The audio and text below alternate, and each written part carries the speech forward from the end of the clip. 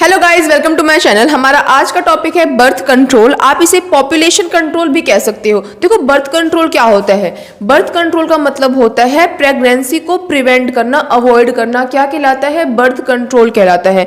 होता क्या है कि सेक्सुअल इंटरकोर्स के दौरान प्रेगनेंसी तो हो ही जाती है, लेकिन क्या अगर मान लो कोई सेक्सुअल रिलेशनशिप में है तो क्या वो लगातार प्रेग्नेंट होती रहेगी वो फीमेल? नहीं ना, ये उसके स्वास्थ्य के लिए भी सही नहीं है और हमारे देश के लिए भी सही नहीं है, क्योंकि आपको पता ही कि हमारे देश की पॉपुलेशन कितनी ज़्यादा है और ऊपर से ज़रूरी नहीं है कि हर इंसान की फाइनेंशियल कंडीशन अच्छी हो। आपने एक स्लोगन भी सुना होगा, हम दो और हमारे दो। तो ये हमारा अब पूरा कंप्लीट टॉपिक पढ़ेंगे हम इसके बारे में, बर्थ कंट्रोल के बारे में। कुछ ऐसे तरीके हैं जिनका इस्तेमाल करके हम क्या कर सकते हैं, अनचाही प्रेगनेंसी को अवॉइड कर सकते हैं। तो आइए ज़रा डेफिनेशन पढ़ते हैं।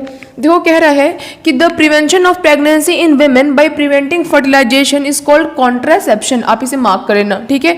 कह रहा है कि प्रिवेंशन ऑफ प्रेगनेंसी को प्रिवेंट करना in women by preventing fertilisation, fertilisation को प्रिवेंट करके। फर्टिलाइजेशन क्या होता है? जब एग जाकर स्पर्म से मिल जाता है, या फिर यूँ कहें तो स्पर्म जब जाकर एग से मिलता है तो उस प्रोसेस को क्या कहते हैं? फर्टिलाइजेशन कहते हैं।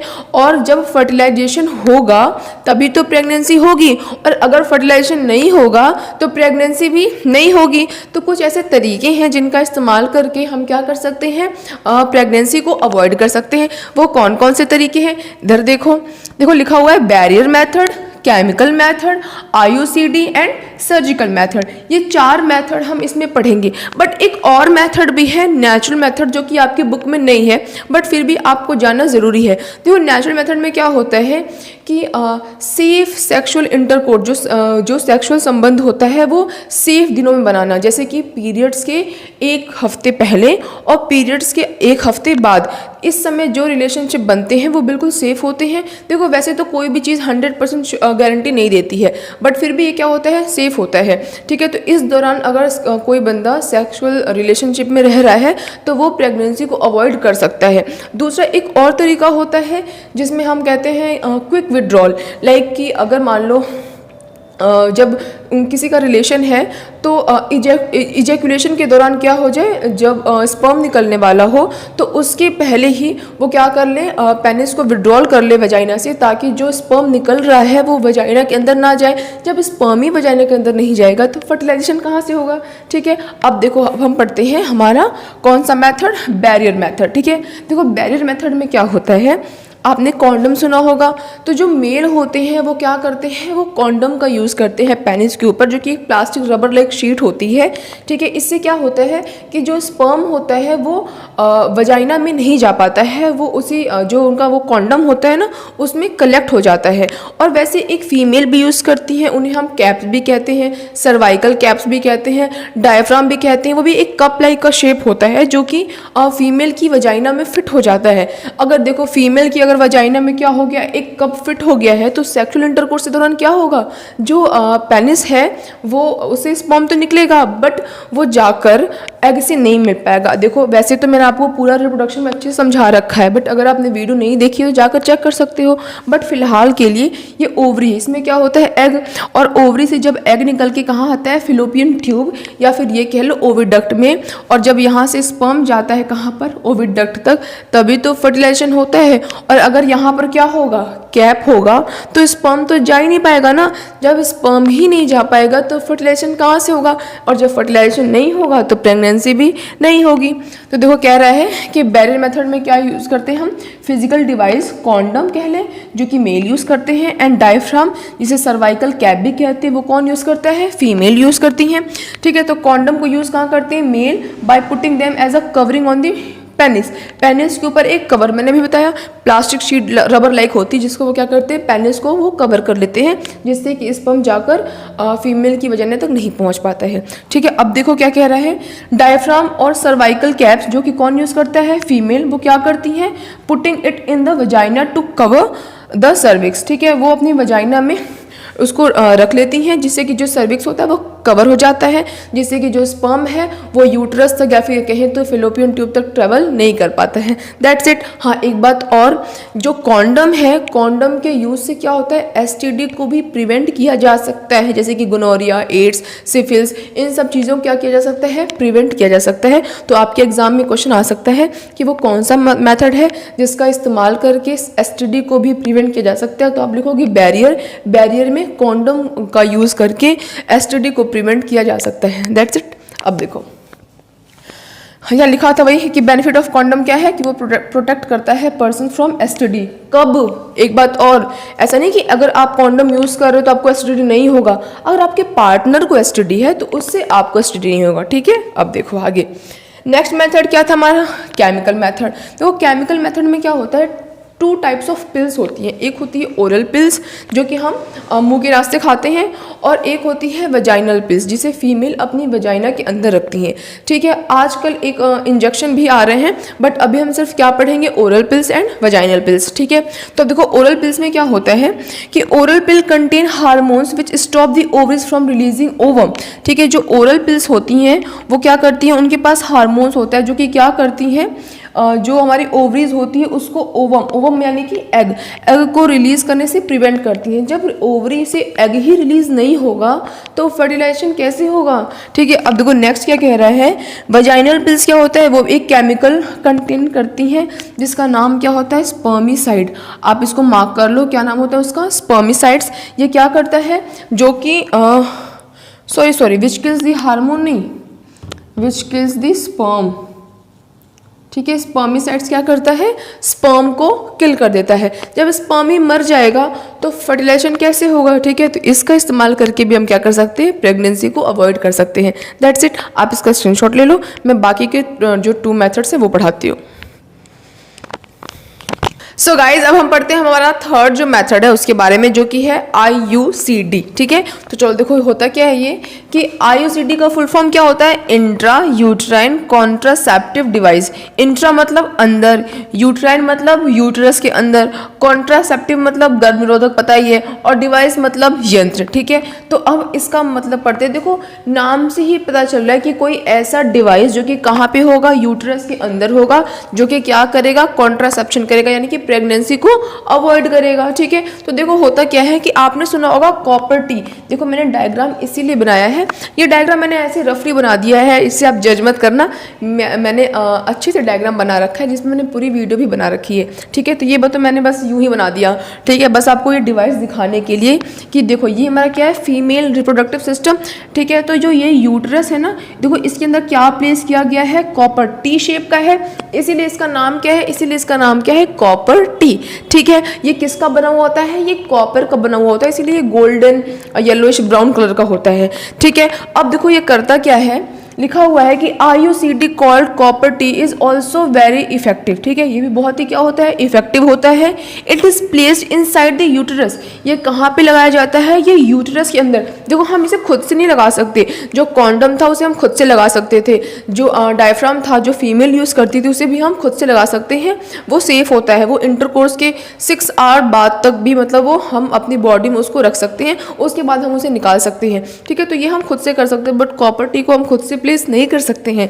ठीक है, अब देखो क्या लिखा हुआ है कि इट रिलीज करता क्या है कॉपर टी। ठीक है, क्या करता है, देखो लिखा हुआ है it release small amount of copper in the uterus.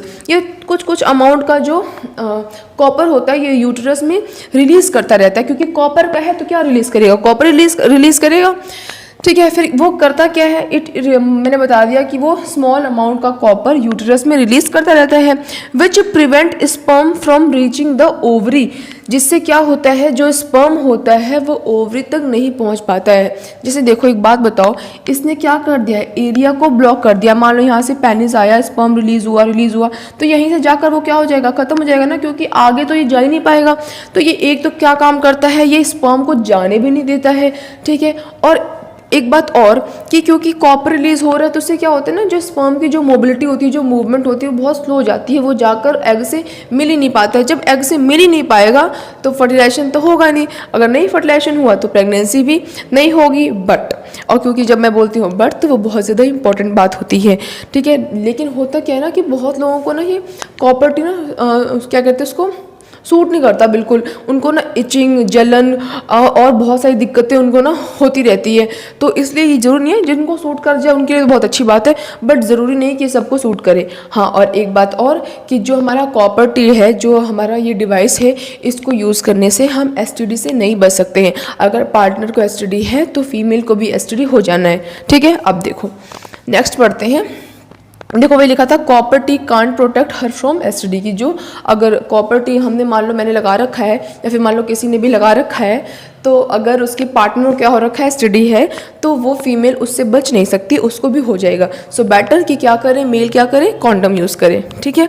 अब देखो क्या लिखा हुआ next, surgical method which is very important. इसमें जो ये दो लिखे हुए ना मैंने, ट्यूबेक्टॉमी एंड वेसेक्टॉमी, इसको तो आप बिल्कुल रटी लो ज़बान पर। क्यों? क्योंकि अभी जो प्री बोर्ड हुआ था ना, या फिर जो मिड टर्म हुआ था, इसमें भी ये एग्जाम में क्वेश्चन आ रखा था, ठीक है। तो इधर देखो क्या लिखा हुआ है कि जो ट्यूबेक्टॉमी होता है उसमें क्या होता है। देखो, जो tubectomy involves cutting of fallopian tube in female, कि देखो इसे हम क्या कहते हैं, जो ये है और जो ये, इसे हम क्या कहते हैं, फिलोपियन ट्यूब कहते हैं, और इसे हम ओविडक्ट भी कहते हैं। तो क्या होता है कि इस फिलोपियन ट्यूब को ना कट कर दिया जाता है। क्या कर दिया जाता है, इस फिलोपियन ट्यूब को कट कर दिया जाता है। कट करने के बाद इसकी हम स्टिचिंग कर देते हैं, इसको सील कर देते हैं। तो उससे क्या होगा, देखो जो हमारा ये है ना फिलोपियन ट्यूब, तो फिलोपियन ट्यूब ही तो साइट ऑफ फर्टिलाइजेशन है। ये एग्जाम में क्वेश्चन आता है कि साइट ऑफ फर्टिलाइजेशन क्या है फीमेल बॉडी में, तो क्या लिखोगे, साइट ऑफ फर्टिलाइजेशन क्या है, हमारा फिलोपियन ट्यूब है। और अगर फिलोपियन ट्यूब को यहाँ से हम कट कर देंगे तो एग रिलीज होकर यहाँ तो आ ही नहीं पाएगा।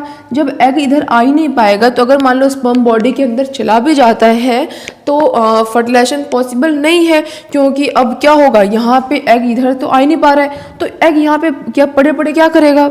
आपके दिमाग में क्वेश्चन आएगा ना कि अगर एग यहाँ तक नहीं आ पा रहा है तो वहाँ पे पड़े पड़े क्या करेगा। अरे ओवरी से तो बाहर निकल ही गया है, मर जाएगा। WBC क्या करेंगे, उसको खा जाएंगी, क्योंकि वो तो हमेशा भूखी रहती हैं, ठीक है। तो ये रहा हमारा क्या, ट्यूबेक्टॉमी, जिसमें हम क्या करते हैं, फिलोपियन ट्यूब को कट कर देते हैं। कट करने के बाद सील कर देते हैं, जिससे क्या होता है, फर्टिलाइजेशन नहीं हो पाता है, पॉसिबल नहीं हो पाता है, ठीक है। नेक्स्ट हमारा क्या है, देखो वेसेक्टॉमी। देखो फीमेल तो फिर भी डायग्राम मैंने थोड़ा बहुत सही बनाया है, ये तो मैंने यूं ही बना दिया, प्लीज़ जज मत करना इसको, ठीक है। देखो कह रहा है कि वेसेक्टॉमी में क्या होता है, वास डिफरेंस को हम मेल में कट कर देते हैं। देखो ये हमारा क्या है, ये हमारा क्या है, वास डिफरेंस, ठीक है, ठीक है। इसको इसमें क्या होता है कि ये जो है ना, ये जो स्पर्म डक्ट है, जैसे मान लो टेस्टिस है, टेस्टिस में क्या बनता है, स्पर्म बनता है, तो स्पर्म इस रास्ते से जाता है ना, तो इसी को क्या कर देते हैं, कट कर देते हैं, ठीक है। इसको भी कट करके क्या कर देते हैं, हम कट करके इसको सील कर देते हैं। तो स्पर्म यहाँ पे आ ही नहीं पाता है पेनिस तक। जब पेनिस तक स्पर्म ही नहीं आएगा तो फर्टिलाइजेशन तो हो ही नहीं पाएगा, ठीक है। अब देखो क्या लिखा हुआ नेक्स्ट कि ओवरिएक्टॉमिक रिमूवल ऑफ ओवरीज सर्जिकली, ठीक है। इसमें क्या होता है, जो ओवरीज होती हैं, बहुत सारे लोग हो जाते हैं परेशान कि भैया ये सब किस से क्या करो, झंझट से मैं मुक्ति दिलाओ। वो क्या करती है, ओवरीज को ही निकाल कर सर्जिकली निकाल कर, खुद से नहीं निकाल सकते हम ओवरीज, सो ऑब्वियस, ठीक है। तो ओवरीज निकाल कर क्या कहते हैं, हटा देती हैं। तो उससे भी क्या होता है, जब ओवरी ही नहीं है जहाँ से एग रिलीज होता है, तो आप सोच सकते हो क्या प्रेगनेंसी, बिल्कुल भी नहीं। अब देखो नेक्स्ट क्या कह रहा है, रिमूवल ऑफ टेस्टिस, ठीक है। टेस्टिस में क्या बनता है, स्पर्म बनता है। अगर टेस्टिस ही निकाल देंगे तो स्पर्म तो बनेगा ही नहीं, अगर स्पर्म नहीं बना तो प्रेगनेंसी भी नॉट पॉसिबल, ठीक है। अब देखो नेक्स्ट MTP, ये पता नहीं क्यों बट मुझे बहुत ज़्यादा सेंसिटिव लगता है। क्या लिखा हो देखो, medical termination of pregnancy. MTP का फुल फॉर्म है मेडिकल टर्मिनेशन ऑफ प्रेगनेंसी। इसमें क्या होता है, जिसको हम अबॉर्शन भी कहते हैं, इसमें लोग बच्चे को अबॉर्ट करा देते हैं, बट ऐसे नहीं, वैसे अबॉर्शन ज़रूरी भी है। मान लो कि डॉक्टर ने सजेस्ट किया कि जो फीमेल है उसकी हेल्थ अच्छी नहीं है, बच्चा हेल्दी नहीं होगा, बच्चा अगर होगा तो मेंटली या फिजिकली फिट नहीं होगा, तो उस कंडीशन में अबॉर्शन ज़रूरी है। बट होता क्या है कि लोग मेल चाइल्ड के उसमें कि मतलब मेल चाइल्ड चाहिए उनको, बेबी बॉय चाहिए, तो उसके चक्कर में ना वो अबॉर्शन करा देते हैं, जो कि बहुत ही ज़्यादा गलत बात है। बहुत सेंसिटिव, मुझे तो इस बारे में बात करके ना बहुत बुरा लगता है। तो ऐसा कभी भी नहीं करना चाहिए। इस पे बहुत सारे लीगल वो आपके ऊपर या फिर जो भी कराता है उसके ऊपर चार्जेस भी हो सकते हैं। ये बिल्कुल गैर कानूनी है, ठीक है। तो मैं उम्मीद करती हूँ आपको ये टॉपिक आज का समझ में आया होगा। ऐसे और इन्फॉर्मेटिव वीडियोज़ के लिए मेरे चैनल को सब्सक्राइब जरूर करें, और अगर वीडियो पसंद आई हो तो उसे एक लाइक ज़रूर करें। That's all, bye guys.